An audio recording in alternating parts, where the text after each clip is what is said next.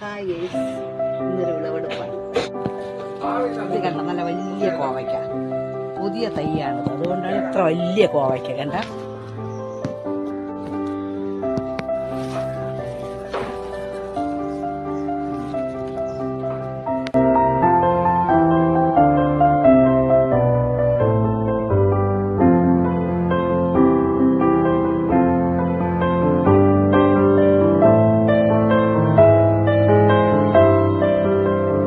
ചെറിയ മൂട്ടിൽ തന്നെ നല്ല വലിയ ഉണ്ടാക്കി,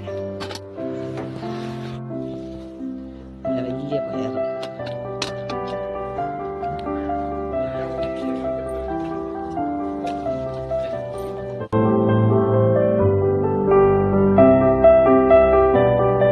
ഈ പാവയ്ക്കുണ്ട് നല്ല വലുതായി, കഴിഞ്ഞ അറ്റം വരെ മുട്ടി വന്നു, ഒരു കുപ്പിയിലെ വലിപ്പത്തിനുണ്ട്.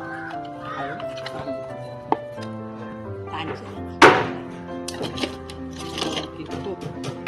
വലിയ പാവയ്ക്ക, നല്ല വലുതല്ലേ.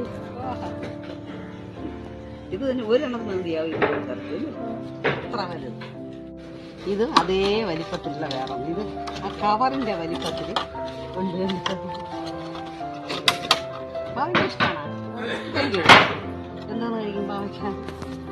വീഴ്ക്കട്ടി കഴിക്കുമോ?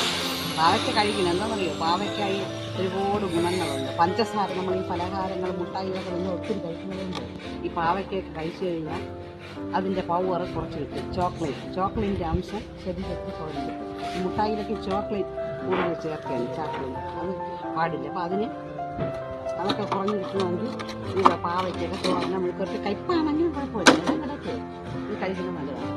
വലിയ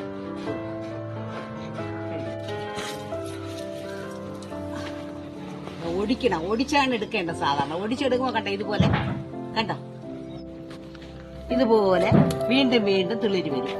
ഇനിയിപ്പം നമ്മൾ ഇതിൽ നിന്ന് ഒടിച്ചെടുക്കാൻ പാടില്ല. ഇതിന് നമുക്കിങ്ങനെ ഇണുത്തിണുത്ത് കുറച്ചെടുക്കാം, അടർത്തി എടുക്കണം.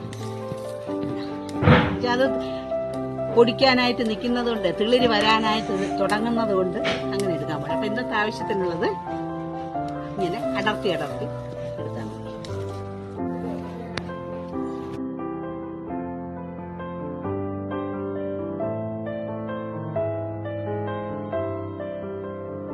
ഒന്ന് രണ്ട് വഴുതലം കൂടെ അടർത്തിയെടുക്കും.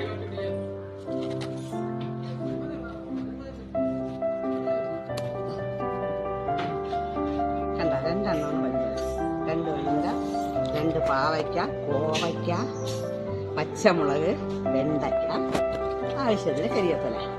എങ്ങനെയുണ്ട് വീഡിയോ? ഇഷ്ടമായോ? ഇഷ്ടമായെങ്കിൽ ലൈക്ക്, ഷെയർ, സബ്സ്ക്രൈബ് ചെയ്ത് നിങ്ങൾ സപ്പോർട്ട് ചെയ്യണം. വീണ്ടും ഒരു വീഡിയോയുമായി ഞങ്ങൾ ഉടൻ വരുന്നതാണ്.